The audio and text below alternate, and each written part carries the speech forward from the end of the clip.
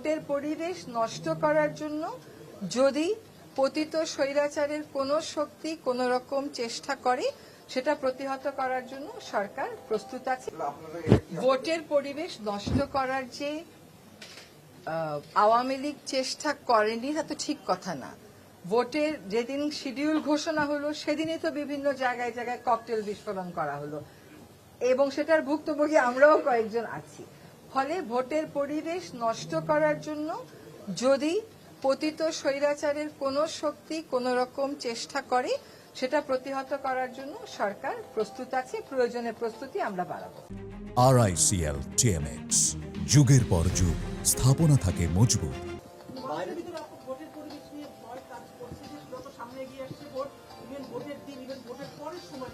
আপনি আমাকে সুনির্দিষ্ট তথ্য দেবেন যে কোন মানুষ আপনাকে বলেছে তার ভোট দিতে যেতে ভয় লাগছে। আমরা যে এত কটাই জেলায় গেলাম সব জায়গাতে আমরা দেখে এসেছি যে প্রত্যেকটা জায়গায় নির্বাচনের একটা আমেজ শুরু হয়েছে। যখন আমরা গেছি তখনও কিন্তু নির্বাচনের প্রচার প্রচারণা শুরু হয়নি। তো প্রচার প্রচারণা শুরু হওয়ার সাথে সাথে উত্তেজনাও বাড়বে, আগ্রহও বাড়বে, আনন্দও বাড়বে। এটা সবসময় বাংলাদেশে হয়ে থাকে। আমি কোনো জায়গাতে কোনো মানুষ আমাকে বলেনি যে আপা ভোট দিতে কেমন করে যাব, আমার ভয় লাগছে।